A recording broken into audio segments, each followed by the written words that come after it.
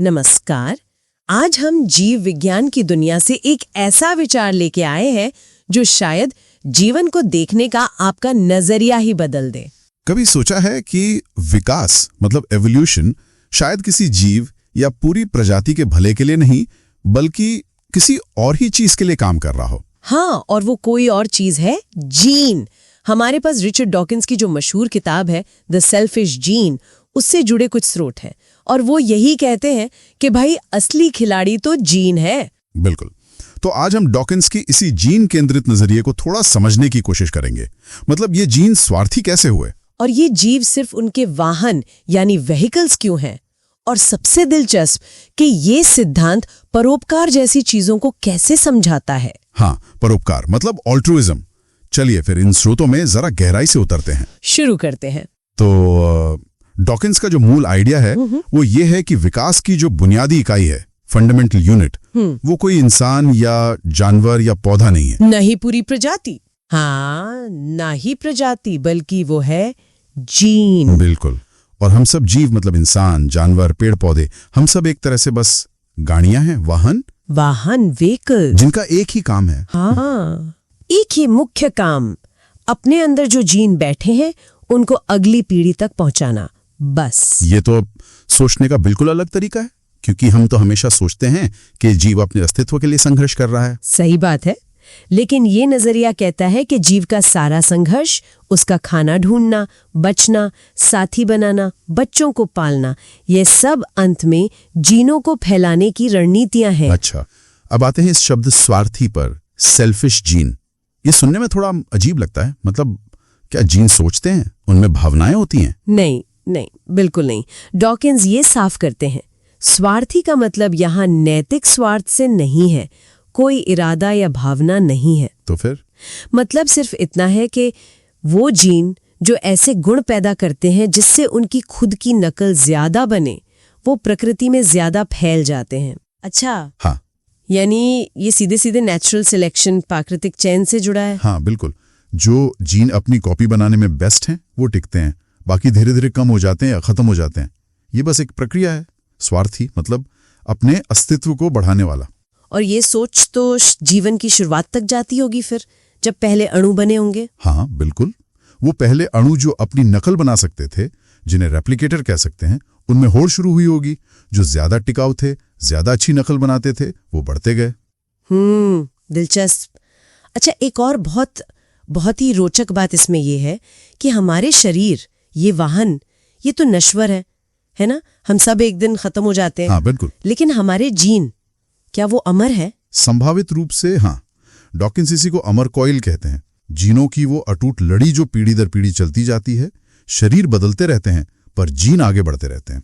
मतलब मेरे परदादा परदादी के जीन मुझ में हैं और शायद मेरे बच्चों में जाएंगे। हाँ, और यही वजह है कि नेचुरल सिलेक्शन उन जीनों को फेवर करता है जो न सिर्फ अपनी नकल अच्छी बनाएं बल्कि अपने वाहन को यानी आपको, मुझे ज्यादा समय तक जिंदा और प्रजनन के लायक भी रखें ताकि वो अगली पीढ़ी तक पहुंच सकें। वाह, लाखों साल तक जीन चलते रहते हैं, शरीर आते जाते रहते हैं। हाँ, उनमें बदलाव जरूर आते हैं, म्यूटेशंस होते हैं, पर वो जानकारी की धारा वो बहती रहती है। ठीक है, लेकिन अब एक बड़ा सवाल, अगर जीन इतने स्वार्थी हैं, अपने आप को फैलाने में लगे हैं, तो फिर प्रकृति में परोपकार क्यों दिखता है? मतलब दूसरों के लिए त्याग। हाँ, ये एक बड़ा विरोधाभास लगता है ना? बिल्कुल। जैसे शहद की मक्खी, वो डंक मारने के बाद मर जाती है लेकिन छत्ते की रक्षा करती है। या माँ बाप बच्चों के लिए कितनी तकलीफ उठाते हैं।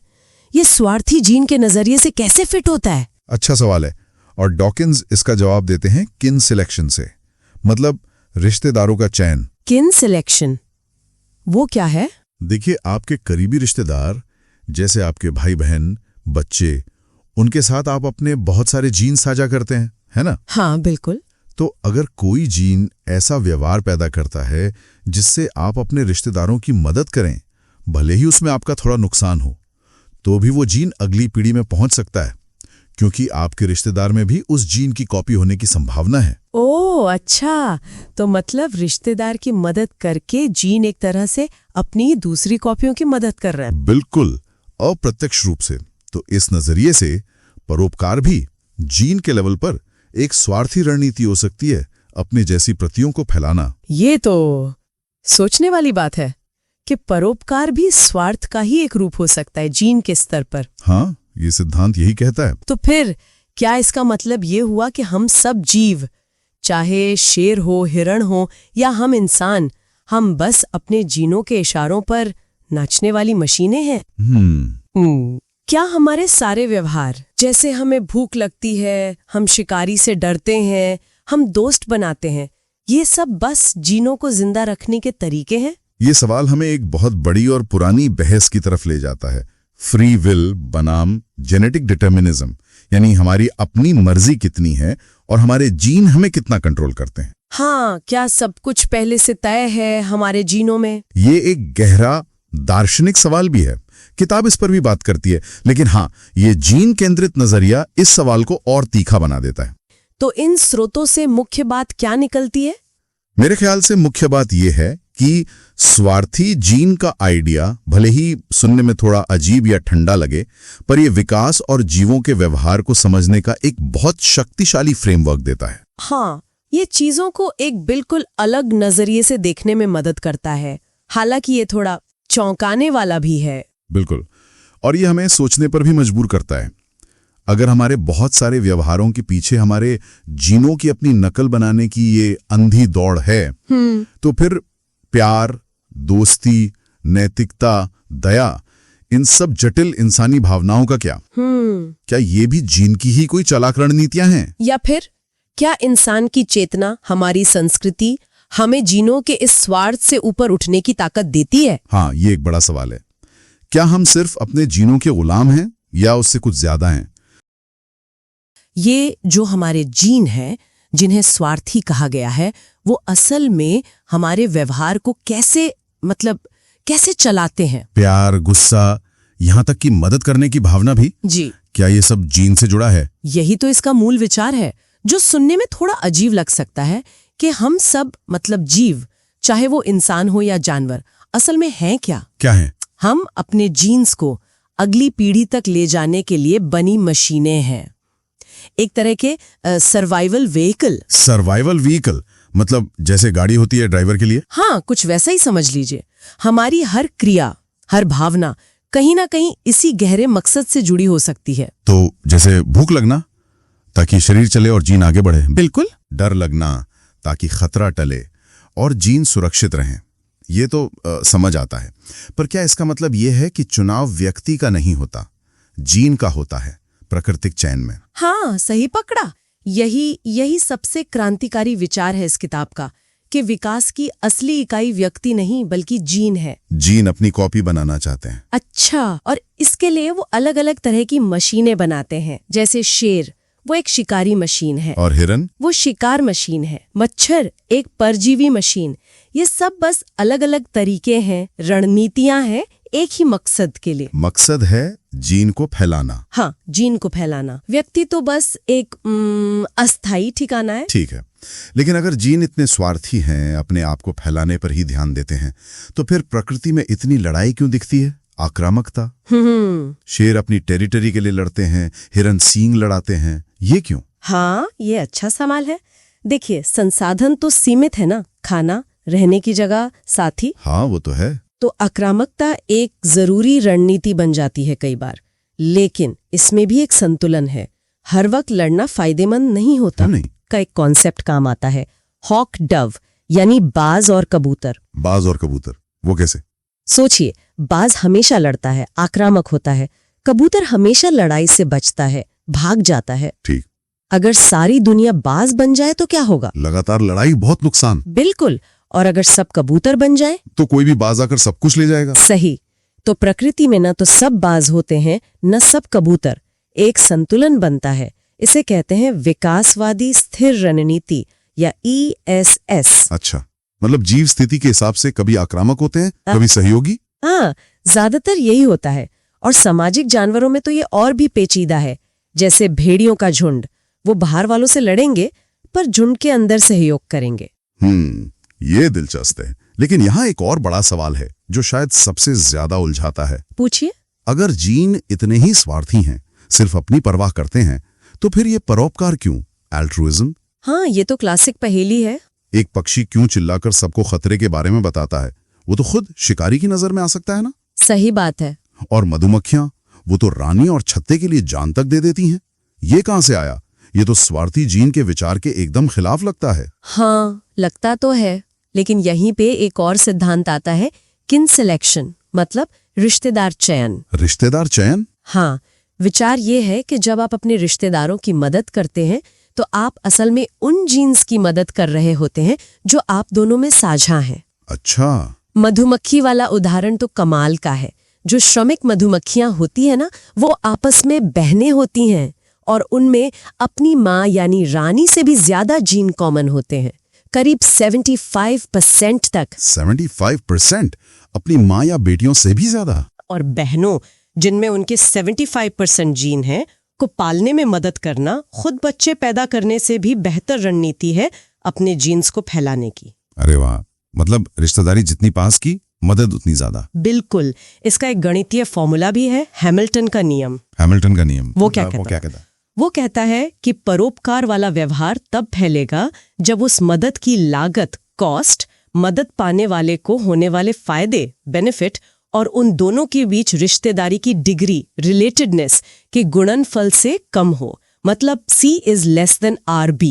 C is less than RB। समझ गया? जितनी ज्यादा रिश्तेदारी R, उतनी ज्यादा कीमत C चुकाने को जीन तैयार होंगे, क्योंकि फायदा B उन साझा जीन्स को ही मिल रहा है। एकदम सही। ठीक है, ये तो हुई रिश्तेदारों की बात, पर कभी कभी तो जानवर बिल्कुल अजनबियों की भी मदद करते हैं, जैसे वो वैम्पायर चमगादड़ खून शेयर करते हैं। हाँ, या बंदर एक दूसरे की सफाई करते हैं, जुएं निकालते हैं। वो तो शायद रिश्तेदार न भी हों। हाँ, वहां दूसरा सिद्धांत काम करता है, पारस्परिक परोपकार, रेसिप्रोकल अल्ट्रुइज्म। मतलब लेन देन। हाँ, एक तरह से। आज मैं तुम्हारी मदद करता हूँ इस उम्मीद में कि कल जब मुझे जरूरत पड़ेगी तो तुम मेरी मदद करोगे। जैसे वो चमगादड़ खून इसलिए शेयर करते हैं क्योंकि हो सकता है कल उन्हें शिकार ना मिले और कोई और उनकी मदद कर दे। अच्छा, तो ये याददाश्त और पहचान पर निर्भर करता है। हाँ, ये तभी काम करता है जब जीव एक दूसरे को पहचान सकें, याद रख सकें कि किसने मदद की थी और दोबारा मिलने की संभावना हो। तो फिर ज्यादातर परोपकार जो हमें निस्वार्थ लगता है, उसके पीछे भी जीन के स्तर पर कोई ना कोई स्वार्थ छिपा है, या तो रिश्तेदारी का या भविष्य के फायदे का। काफी हद तक। हाँ, विकास के नजरिए से देखें तो ज्यादातर परोपकारी व्यवहारों की व्याख्या इन दो सिद्धांतों से हो जाती है। तो फिर हम इंसान, क्या हम भी बस इन्हीं जीन्स की कठपुतलियां हैं? हमारी मर्जी, हमारी चेतना, हमारे नैतिक फैसले, इनका क्या रोल है? ये सबसे बड़ा सवाल है ना? और इसका जवाब सीधा हाँ या नहीं में नहीं है। मतलब जीन हमारी बुनियाद तो रखते हैं, हमारी प्रवृत्तियों को, हमारे झुकाव को आकार देते हैं, इसमें कोई शक नहीं। लेकिन खासकर इंसानों के मामले में हम पूरी तरह उनके गुलाम नहीं हैं। क्यों नहीं है? क्योंकि हमारे पास संस्कृति है, हम सीखते हैं, हमारे पास तर्क करने की क्षमता है, और शायद सबसे जरूरी, हम भविष्य के बारे में सोच सकते हैं, योजना बना सकते हैं। हम अपनी सहज प्रवृत्तियों को समझ सकते हैं, जैसे गुस्सा या स्वार्थ, और फिर हम उन्हें काबू में कर सकते हैं, सामाजिक नियमों से, नैतिकता से, शिक्षा से। जैसे परिवार नियोजन। जीन तो शायद चाहेंगे कि ज्यादा से ज्यादा बच्चे हों। हाँ बिल्कुल, लेकिन हम सामाजिक और आर्थिक कारणों से परिवार नियोजन अपनाते हैं।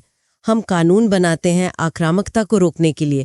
तो हम सिर्फ जीन की मशीनें नहीं हैं, हम सोचने समझने वाले प्राणी भी हैं। स्वार्थी जीन का सिद्धांत बताता है कि विकास की बुनियादी इकाई जीन है, जीव बस उसका एक वाहन है। हाँ, और आक्रामकता हो या परोपकार, ये सब जीन के फैलने की जटिल रणनीतियां हो सकती हैं। परोपकार अक्सर या तो रिश्तेदारी पर आधारित होता है या फिर पारस्परिकता पर। सही। लेकिन मनुष्य होने के नाते हम पर संस्कृति, चेतना और शायद स्वतंत्र इच्छा का भी असर पड़ता है, जो हमें इन जैविक दबावों से कुछ हद तक आजादी देता है। बिल्कुल। और यहीं से एक बहुत गहरा सवाल आगे के लिए उठता है। क्या सवाल? अगर प्रकृति में दिखने वाला ज्यादातर परोपकार, जैसा हमने समझा, कहीं ना कहीं जीन के स्वार्थ से जुड़ा है, रिश्तेदारी या आपसी लेन देन, तो फिर हम उन मानवीय कामों को कैसे समझाएं जहां लोग बिल्कुल अजनबियों के लिए बड़ा त्याग करते हैं? जैसे किसी अनजान के लिए बहुत बड़ा दान दे देना, या किसी दूसरे देश में आई आपदा के पीड़ितों की मदद करना, जिनसे कभी मिलने की उम्मीद ना हो, या फिर अपने देश या किसी ऊंचे आदर्श के लिए जान दे देना। हाँ, ये तो है। क्या ये सिर्फ हमारी सीखी हुई संस्कृति है, हमारे मूल्य हैं, या फिर मानव विकास के दौरान परोपकार की कोई ऐसी गहरी परत भी विकसित हुई है जो इस तत्कालिक गणितीय स्वार्थ से भी आगे जाती है? ये सोचने वाली बात है। प्रकृति में ये जो सहयोग दिखता है, जिसे हम परोपकार कहते हैं, ये आता कहाँ से है और विचार कैसे फैलते हैं? क्या सब कुछ मतलब जीन के अपने स्वार्थ के इर्द गिर्द ही घूमता है? और ये सामग्री है हमारे पास, इसका केंद्रीय तर्क यही लगता है कि विकास जो है वो व्यक्ति या प्रजाति के लेवल पे नहीं, अच्छा, बल्कि जीन के स्तर पर काम करता है। और जीवों का जो व्यवहार है, यहाँ तक कि उनका वो परोपकारी बर्ताव भी असल में जीन्स की खुद को अगली पीढ़ी में पहुंचाने की एक रणनीति हो सकती है। ये थोड़ा सोचने वाला नजरिया है। हाँ, ये है। तो शुरुआत करें रिश्तेदारों की मदद से, जिसे वो किन सिलेक्शन या पारिवारिक चयन कहा गया है। हाँ, किन सिलेक्शन। जैसे सामग्री में वो भेड़ियों की झुंड का जिक्र है, सदस्य शिकार में मदद करते हैं, बच्चों की देखभाल, या कुछ पक्षी भी होते हैं जो अपनी भाई बहनों को पालने में मदद करते हैं। ये ऊपर से देखो तो त्यागी लगता है ना? हाँ, बिल्कुल त्याग लगता है। लेकिन डॉकिंस के अनुसार क्योंकि रिश्तेदार आपस में काफी जीन साझा करते हैं, तो उनकी मदद करना वो एक तरह से अपने ही जीन्स की नकल को आगे बढ़ाने जैसा है। अच्छा, तो जिसे हम वो पारिवारिक स्नेह समझ रहे हैं, वो जीन के लेवल पे देखे तो एक बड़ी चालाक स्वार्थी रणनीति हो सकती है। स्नेह के पीछे जीन का गणित, ये सोचना थोड़ा असहज करता है। पर क्या जीव सिर्फ रिश्तेदारों की ही मदद करते हैं? मतलब दुनिया में तो और भी सहयोग दिखता है ना, असंबंधित जीवों के बीच भी। सही सवाल। और यहीं पर वो दूसरा आइडिया आता है, पारस्परिक परोपकार, मतलब रेसिप्रोकल ऑल्ट्रिज्म। पारस्परिक परोपकार? हाँ, इसका एक रूप है प्रत्यक्ष परोपकार। सिद्धांत बहुत सीधा सा है। आज तुम मेरी मदद करो, कल मैं तुम्हारी करूंगा। अच्छा, जैसे वो वैम्पायर चमगादड़ों वाला उदाहरण है, शायद सामग्री में था। हाँ वही, कि जिनको खून नहीं मिलता, उनके साथ ही अपना खून वो साझा करते हैं, मतलब बाकायदा हिसाब रखते हैं, इस उम्मीद में कि भाई जब वो भूखे होंगे तो दूसरा मदद करेगा। बिल्कुल, ये एक तरह का निवेश है भविष्य के लिए। ऐसे वो बंदरों का एक दूसरे की जू निकालना। हाँ, ये भी एक लेन देन है। इसको खेल सिद्धांत में जैसे को तैसा या टिट फॉर टैट रणनीति कहते हैं। Tit for tat. हाँ, ये सहयोग बिना रिश्तेदारी के भी चल सकता है, अगर बार बार मिलने की उम्मीद हो तो। और फिर दूसरा वाला है अप्रत्यक्ष परोपकार। ये थोड़ा अलग है ना? हाँ, इसमें सीधे लेन देन की उम्मीद नहीं होती शायद। हाँ, ये थोड़ा अलग है। यहां मदद करने से आपकी क्या कहते हैं, साख बनती है, प्रतिष्ठा। अच्छा, रेप्यूटेशन। हाँ, सामग्री कहती है कि आप किसी अजनबी की मदद करते हैं, हो सकता है उससे दोबारा कभी ना मिले, पर दूसरे लोग आपको देख रहे होते हैं। इससे आपकी एक पहचान बनती है कि भाई आप एक भरोसेमंद सहयोगी हैं, और ये प्रतिष्ठा आपको बाद में अप्रत्यक्ष रूप से फायदा पहुंचा सकती है। अच्छा, तो जैसे हम अपने समाज में देखते हैं, लोग दान करते हैं या समाज सेवा, उसके पीछे ये प्रतिष्ठा बनाने वाली प्रेरणा भी हो सकती है। मतलब कि जो काम निस्वार्थ लग रहा है, उसके पीछे भी एक तरह का स्वार्थ, या तो जीन का या फिर सामाजिक प्रतिष्ठा का। बिल्कुल। तो ये स्वार्थ और परोपकार के बीच की लाइन तो काफी धुंधली है फिर। बिल्कुल धुंधली है, लेकिन डॉकिंस यहाँ रुकते नहीं हैं। वो सिर्फ जीन तक ही सीमित नहीं रहते। उन्होंने एक और बड़ा आइडिया दिया, मेम का। Ma'am, MEME? हाँ, मेम। जैसा सामग्री में बताया है, मेम है सांस्कृतिक इकाइयां, जैसे विचार, धुनें, फैशन, मान्यताएं। अच्छा। और ये बिल्कुल जीन की तरह ही नकल यानी रेप्लिकेशन, बदलाव यानी म्यूटेशन, और चयन यानी सिलेक्शन के जरिए फैलती हैं और विकसित होती हैं। अरे वाह, मतलब विचारों का अपना एक जीवन, ये तो बड़ी दिलचस्प बात है। तो उदाहरण क्या होंगे इसके? जैसे धार्मिक विश्वास या कोई वायरल धुन, आजकल वो इंटरनेट वाले मीम्स जो चलते हैं, वो सब? हाँ, बिल्कुल, वो सब मीम के उदाहरण हैं। भाषा, वैज्ञानिक सिद्धांत, राजनीतिक विचारधाराएं, खाना बनाने की रेसिपी, कपड़े पहनने का स्टाइल, सब मीम है। सब मीम है। हाँ, और ये भी अपने अस्तित्व के लिए, फैलने के लिए एक दूसरे से मुकाबला करते हैं। कुछ मीम जैसे वैज्ञानिक खोज हमारे लिए फायदेमंद है, कुछ जैसे कोई अफवाह या अंधविश्वास, वो नुकसानदेह भी हो सकते हैं। और दिलचस्प बात यह कि मीम जो हैं वो जैविक विकास से कहीं ज्यादा तेजी से फैल सकते हैं, बदल सकते हैं। कमाल है। तो हम सिर्फ अपने जीन के वाहन नहीं हैं, हम मीम के भी वाहक हैं। जीन और मीम मिलकर हमें बनाते हैं। ये तो पूरी समझ ही बदल देता है। बिल्कुल, जीन हमें हमारा जैविक ढांचा देते हैं और मीम हमारी संस्कृति और सोच को रूप देते हैं। और डॉकिंस तो स्वार्थी मीम की भी बात करते हैं। स्वार्थी मीम? हाँ, मतलब मीम की बस अपनी नकल बनाने और फैलने के लिए विकसित होते हैं, चाहे उनका असर हम पर यानी मेजबान पर कैसा भी हो, अच्छा हो या बुरा। तो अगर आज की चर्चा को समेटें, हमने देखा कि जीवों में जो सहयोग है वो अक्सर या तो पारिवारिक चयन से समझाया जा सकता है, रिश्तेदारों की मदद, या फिर पारस्परिक परोपकार से, चाहे वो सीधा लेन देन हो या प्रतिष्ठा के जरिए। और इसके पीछे कहीं ना कहीं जीन का स्वार्थ काम कर रहा होता है। सही। और दूसरी तरफ हमारे विचार, हमारी संस्कृति वो मेम के रूप में विकसित होते हैं। वो भी जीन की तरह फैलते हैं, बदलते हैं, मुकाबला करते हैं। हाँ, और ये हमें एक बड़े दिलचस्प बल्कि तो गहरे सवाल पर लाकर छोड़ता है, जिसका इशारा इन स्रोतों में भी है। क्या? कि अगर हमारे विश्वास, हमारे विचार, हमारी आदतें ये सब भी मेम के तौर पर विकसित हो रहे हैं और एक तरह की कल्चरल सिलेक्शन से गुजर रहे हैं, तो क्या हम वाकई स्वतंत्र रूप से अपने विचार चुन रहे हैं? या हम अनजाने में सिर्फ उन विचारों के वाहक बन गए हैं जो फैलने में सबसे ज्यादा कामयाब रहे? सोचने वाली बात है ये। हाँ, इस पर वाकई सोचने के लिए बहुत कुछ है।